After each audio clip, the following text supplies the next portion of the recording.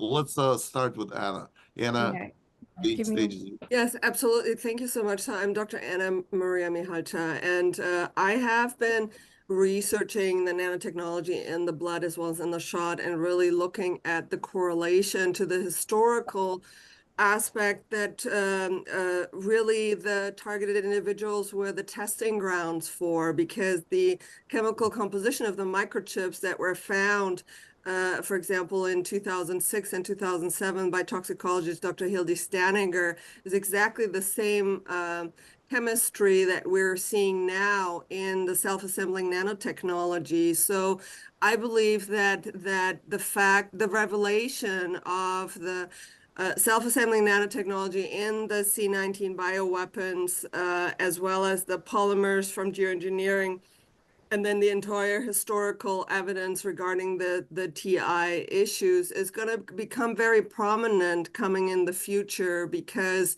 there's some definite correlation. And the fact that particular CIA whistleblowers like Robert Duncan, who've discussed that the entire world population is really monitored, according to their brainwaves, and then certain individuals are being attacked. So since I was in the health freedom movement, we know in the health freedom movement that not only have people been assassinated, like Arne Burkhardt found dead in a lake in Germany, but also people like Dr. Carrie Madej, who had this airplane crash. I had threats to my life and I was almost killed. Karen Kingston has been attacked and she came out that she was targeted. So I believe that there's a tremendous amount of people who are, threatened because of their speaking out. We're maybe not on a day-to-day basis being tortured, but certainly our life has been endangered. And I think that these people also could be at a point of speaking out. We know Senator Ron Johnson has been targeted. We know that in my clinical practice, I see a lot of targeted individual, and I see highly, highly intelligent people and high level jobs, who maybe even had top secret security clearance or have been university professors and are being tortured. They're not necessarily involved with targeted justice, but I think that as more of us are bringing awareness to it. And so I think that the symposium is going to be a wonderful way to do that. Hopefully, we're going to be able to invite people to speak out. I think sometimes the targeting is so severe they cannot even, make social contact. But at least I think that there are a lot of open doors, because this targeting program is really the key to what is going on globally now. So I just wanted to say that, and I look forward to, in the new year, planning the symposium and bringing light to this. I will be sharing this video as well. And I do think that the technology part of it, and then showing the correlation, is going to be an important aspect to lend credibility to this as well, because literally what's been injected in 2/3 of the known world now is very similar in terms of how it functions, and as what the targeted population is experiencing. So thanks so much, and I appreciate the opportunity to be an advisory board member. Thank you so much, Dr. Mihalcea. Your participation on the advisory board and on this call is highly appreciated. And a lot of targeted individuals follow you, follow your Substack, and we are so grateful that you take care of targeted individuals as your patients. Thank you so much. Now let's talk to our ambassador in Brazil, Dr. Valdemir de Oliveira. The stage is Oh, yours. Len, I have to tell you, I'm still waiting for the T-shirt. Oh, but I did send it to you. You have not received it. It So, was intercepted at the border. people, good evening. I'd like to take the opportunity. I just started actually 3 months ago. Lambert and Anna and Richard, they chose me to be the ambassador for Brazil. It's a huge opportunity to help the target justice here, spreading the word. And actually, I have been having a lot of good contacts and Some of them a little bit weird because a lot of contacts try to advise me on how to do things, on how to implement certain narratives. So we have to be a little bit skeptical about that. But on the whole, I think it was good. I have reached almost 600 views on the two podcasts. The first podcast was more or less on the same basis of what you have seen in the first one that you invited me. And the second one was interesting because I told the Brazilians how the English police put me in the program. And I show with evidence. I think it's interesting for you to take a look at that. It's in Portuguese, Brazilian Portuguese, but you can use translation for that. So my plan for next year is to help improving the frequency of podcasts. I have been through hard time this last 2 months. My mother has been diagnosed with a disease, and I have my car crashed. I don't know. I'm driving for. I have been driving for 35 years. Never have my car crashed before, but this time destroyed my car. Thanks, I'm okay, no problem with that. But some hard time, so disrupted a little bit. But next year, I have been invited for a congress. They are trying to to elaborate a congress here in Brazil amongst psychologists and psychotherapists, and they invite me to give a word on what's going on. Yesterday, we had just had a attempt of broadcast from a radio here, but unfortunately something weird happened. We couldn't get the contact with the connection with the radio. So just part of the group managed, another organization managed to go through. So we are still trying to get connected with them, and perhaps next week or so try to get an opportunity with broadcasting some ideas about what's going on. So my idea in terms of podcasts is the first two was more about myself, how I was put in the program, my evidence, just to get a little bit of credibility. But now I think it's a good opportunity to show the legal case in US, what's going on.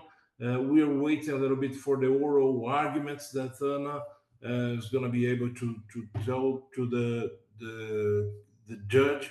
And so I'm gonna plan to do a podcast here showing that may help increase the viewers here. We also had this strange thing about having many viewers but not lots of subscribers. That's a weird thing. We don't know exactly what's going on, but that's something we have to work on. So, and also implementing some instructions to people to understand why they think that there is a lot of gang stalking going on. And I plan to help them to understand that much of what they think is gang stalking is actually just V2K, as Robert Duncan said, ventriloquism. So they don't know exactly how that works, in fact. So they think that is gang stalking, but a lot of them, and I have experienced that myself, I because I know that that's purely ventriloquism. They stop, they decrease the intensity of the stalking and the voices. So that's something that I plan to help the citizens here in Brazil to understand a little bit better. And as the year goes on, I will be inviting some people. That's the difficult bit. How to spot people who can really reliably say something about their experience. I have been contacted by people here who said that they have evidence of assassinations that took place because of someone knows a little bit who were behind of this kind of thing. So we have to be careful on how to go with that. But I think it's an opportunity next year to help these people. So that's it about me, and I really appreciate the work, the opportunity to work with you guys. It's a wonderful job, and despite all the problems we face, we always here to help. Thank you, Valdemir. One of the most exciting aspects of what you have told us is your coordination with psychologists. And I have been attempting to get in touch with the psychologist that you recommended, but I have not been able. Obviously, the communication has been intercepted, and electronic interference is just a part of the reality of being a targeted individual. So hopefully, somehow, someday, we will be in a position to establish that connection, because I'm always looking forward to speaking to professionals to get their perspective, because those are the people who will change what the public thinks about target individuals and move from the category of mentally off to really people who are really suffering, people who are real targets, and just change public opinion about targeting. So thank you very much. And now we have one more person on the call, Jen King. We have not met before. I know that you're one of the plaintiffs in the lawsuit targeted Justice v. Garland, and I'm probably giving away some information that we've been working on, and it will be announced shortly that you have been nominated to be on the advisory board. I don't want to say congratulations preliminary, but Thank you. I'm sure that your nomination will go through. So congratulations. And I would like to hear from you. Please tell us about yourself, and please tell us about your plans. Please. Well, thank you for the introduction, Len. Those are very sweet and kind words. So hello, everybody. My name is Jin Kang. I am a fairly newly admitted attorney here in New Jersey. I was barred and fully licensed to practice law in 2022. I've been targeted ever since 2015 of October, which corresponds to literally a month before I turned 21. And I still remember that feeling of just street mob, organized stalking, and just being sort of immobilized from like my first encounter of like street theater and all these weird phenomenons going on. And I'm only saying this now because it really is a blessing and to be part of a group like this, and it really is an honor to be nominated. I'm not really too sure how the results are going to be, but I'm very flattered. It's an absolute privilege to be here and share these kinds of discussions with such sophisticated people.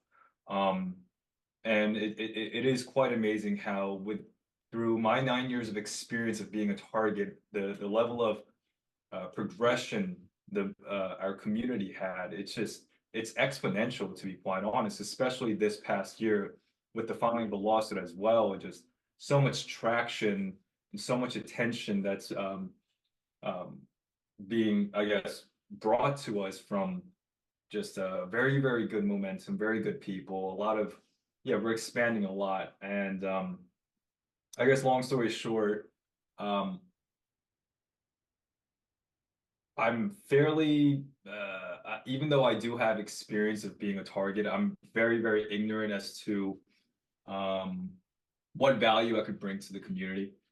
And it was I originally I spoke with Anna about possibly helping out with this lawsuit that we had, and it actually turned out we sort of thought that it would be better if I was just a named plaintiff, because I am very familiar how the trial court system works, or litigation in the court system works. So I was sort of introduced by Anna and Richard to be to be a plaintiff and have credibility to all the named plaintiffs to our lawsuit. So that's how it all started, with my connections with Richard and Anna. And then I'm still trying to figure out this stuff myself. I mean, I don't get directed energy weapon attacks, but when it comes to gang stalking, just stalking in general, and invasion of privacy, just people following me around, even in my profession and all that. Like I just know this is not normal, and that's so I'm still trying to figure out what exactly is the mechanism to it towards this, especially when it comes to like mind reading. It really, no pun intended, but it blows my mind how mind reading is still is like it's capable. It's I'm still I don't know if Dr. Mihalcea, if you have any input in that, when it comes to like mind reading, that really blows my mind. But like I said, I mean, I'm going to do what I can to provide value to this community. I only have 1 year of legal experience. I am sort of aware how the court system works, litigation. I understand how that works. So maybe that's an avenue that I could provide input and value in. Perhaps just with the Korean community, I could provide value in. I'm in New Jersey. Perhaps I could provide value here locally in New Jersey. So I'm here to be more active. I've been sort of just putting my activism in regarding the TI community to the side because of law school and just life in general. But I'm ready to step up, and I think 2024 is going to be a great year. It's going to be a very, very, very good year. As people say, the Kobe year. I'm very, very excited to be here, and I'm very privileged to be speaking with you all today.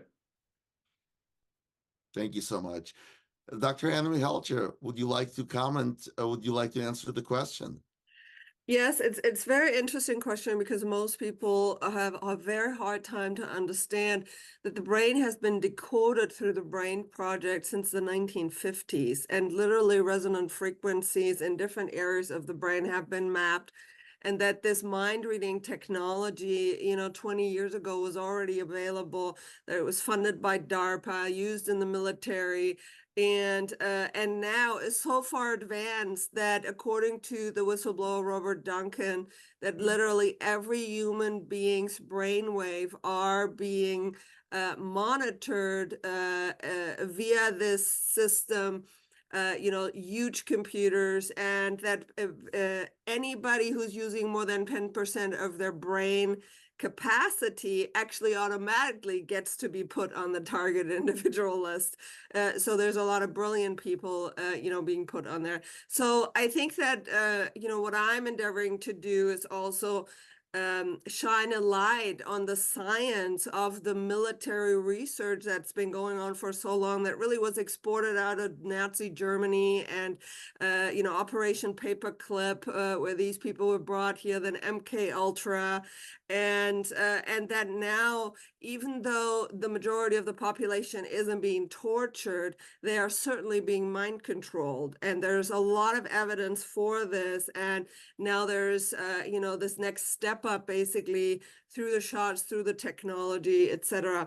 So it's a very interesting subject, and I think that this whole idea of V2K, I mean, it's so easy. And people, for example, like Kathy O'Brien, the MK Ultra whistleblower, a former CIA asset, and all these whistleblowers who've been in the government programs, they can help us a lot because science is so far advanced of what regular doctors or, psychologists have any idea of. And in fact, I believe that it's dangerous sometimes for TIs, for example, to go to practitioners who are clueless because they immediately get labeled as crazy. So anyway, so these are my comments, but I think that part of our work should be educating the public to how far neuroscience has advanced, and how much is, how easy it is just through electromagnetic frequency to insert thoughts to completely mind control people. Absolutely. It's easy. Thank you very much. I would like to confirm that yes, mind reading is a real technology, and the way it progressed over the past, 15, let's say, years, is because of the involvement of artificial intelligence. This is a huge task for humans to operate this technology, but with the computational power of artificial intelligence, it became a really practically doable task, and it is a real technology. And we will definitely continue talking about it. Dr. Oliveira, would you like to add anything? No, I just would like, I have made a comment with you by email about my intention to go to Russia just to test if I'm going to be able to be tracked Mhm. by American satellites there. I'm not sure, but I am willing to go there just to test, stay there 2 weeks and see if Vircator or any GPS system, American GPS system tracks me there. I have been in touch with someone from one of the countries there, and they said that they have been to Russia and they in fact heard the voices there as well. But she's, I think, from Uzbekistan, but I think she may be tracked by some kind of different system. So my big question this year is to understand: would we be free if we move to Russia, or just to test ourselves from the Western kind of Mhm. tracking? Well, the Well, Russians developed the woodpecker system, you know? Yeah, I know. The Soviet Yes. signal. I know this 1976. But considering that what I heard in England when I was doing my PhD was for sure something that was put on the program by the British police. And because I remember also that I have been to Chicago in 2002. So I think marshals with this idea of white skies already been there for quite some time, tracking people on the airports. So I think that may be the reason why I was put in the program at the beginning. But if I go to Russia, would okay, Russia has the same technology, China has the same technology. I know Mossad, Israel has the same technology, but I think I'm be free from the American voices, I think, or Brazilian voices. Well, one thing I want to add is that I visited Korea in 2016, which corresponds to like 2 years into my targeting, I guess, introduction. And the gang stalking there was probably like top five worst experiences of my life. Really, like maybe even top two. Like wherever I went, I mean, I understand the language, so and like I understand like the nature of like the dialogue when it comes to organized stalking, when people are like talking about you in a third person's perspective, and there's like mobs of people like going past you, throwing comments here and there. Oh boy, in South Korea, that was it was the worst. It really, really was the worst. It was arguably worse than how it was here. So that's one country to, I guess, avoid if you really want to avoid these Well, we can gang stalking understand that people. South Korea has a relationship with Right, America, right. I mean, so, yeah, but we are in the middle of a war, so maybe Russia doesn't allow. The reason why I suspect that is because I heard that the signal between Syria and Israel was disrupted by Israelis airplanes during the pass through Syria. So I thought, oh, maybe they blocked the GPS. Ukraine happened as well. So if they happen to block the GPS there, maybe they can block the GPS in Russia.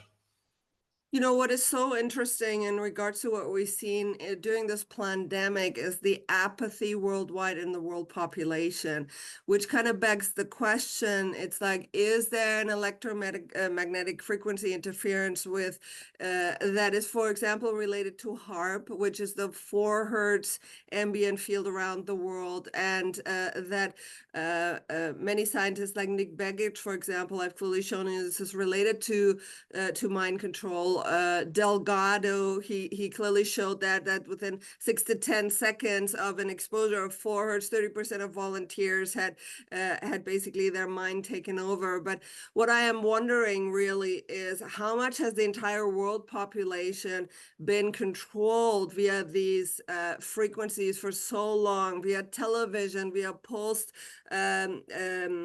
light frequencies and laser frequencies through the retina.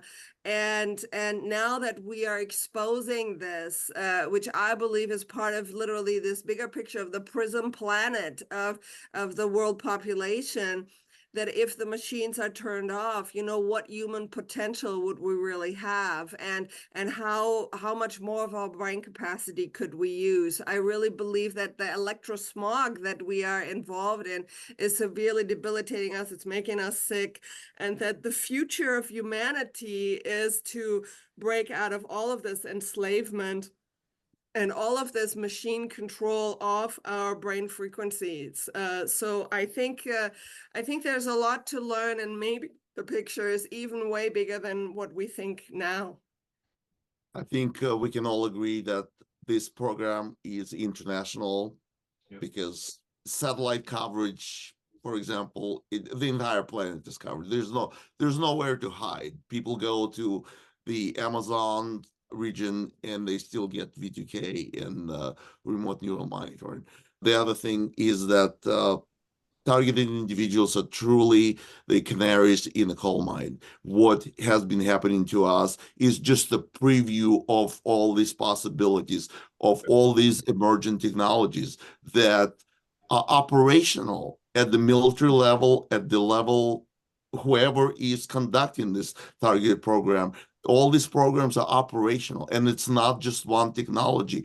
It's a combination of various technologies that we have been experimented on. So we have the front row seat into the future of humanity. So our message, we're fighting for our freedom, but we're truly fighting for the future of humanity. I totally think that is so important to understand, and that, this video and our discussions is for every human being, because basically people need to learn what is their future with the digital identity, the social credit system. Once you are deemed a deplorable or somebody who's speaking out, you will be able to be targeted. Just look at what's been happening to all of these TIs for so many years. This is why we have to spread the message and get it out to the general public, to everyone, because this is what is coming. They were just training on the TI community for years to what they're going to deploy on the world population if we don't stop this. I absolutely agree. The aspect that everybody has to understand, that the ultimate goal for the group, that the shadowy group that is planning all these events, is the total population control, and that will be achieved through merging of biology and technology. And that aspect of targeting is extremely important, because this contains a message for the entire world population. Do you want to be enslaved? Do you want to be merged with technology? Have you consented to being invaded by this technology? Is the question that every person has to answer for him or herself, and we have to answer it for the humanity as a whole. For our children as well. For our children, grandchildren, for the future of human civilization. Right. I heard that we have like teenagers being targeted and like little kids being targeted. It's like, you don't like it, that's so messed. Like, we have no idea the level of impact it would have on them by the time they reach adulthood. I mean, I got targeted when I was 20. I'm about to turn 30 next year. Like, I lost all my 20s, like from being a target. I didn't have friends. I had so many people who backstab me. Like, I really have sympathy for like the youth, because I can't even imagine what it would be like for them to kind of experience this level of trauma at such a sponge like age. They're absorbing everything, and that's having an impact on their development, you know, and we got to stop this. And like, we want people like Dr. Mihalcea. We want people like Dr. Oliveira, like you, to bring the best the targeted community has to offer. And with that, I would like to tell the rest of advisory board members to be more proactive. We all can go to targetjustice.com and see that you are advisory board members, but we don't see you actively participating. Some of you have really big media platforms like Solari newsletter. Catherine, please. Austin Fitz. How Catherine Austin Fitz.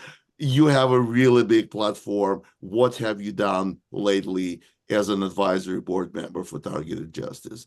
If this is really a priority, if you have made a commitment to be an advisory board member, we would like to hear from you. We would like your participation and all the other advisory board members. I'm not trying to shame you. I'm just telling you that you have made a commitment. People who are on this call, I can see that you have made a commitment and you kept your word. You working together on our mission. That is probably one of the most important missions for humanity. So please, we're waiting for your proactive participation. Does anybody have anything to add? No, thank you very much. It was a wonderful meeting, and I look forward to collaborating in the future. Great to meet my other fellow advisory board members, and you know, maybe we can do something, like I said, in the future, and we'll go from there. So thank you so much, and have a wonderful evening. It was so nice getting to meet y'all. Yeah, and I look forward to our future working together with y'all. absolutely, it's been amazing. It sincerely like exceeded my expectations today. First board meeting, best so far. So thank you all. This truly has been my pleasure, and people who will watch this will see our dedication to the mission, and we need your help. You saw what the mission of Targeted Justice is: to liberate targeted individuals worldwide. This is a question of merging of biology and technology. This is the future of humanity. This is a question whether we will allow AI to run our brains. This is where I want to end this conversation. Thank you very much, and have happy holidays. Thank you, everyone. Thank you. Bye-bye.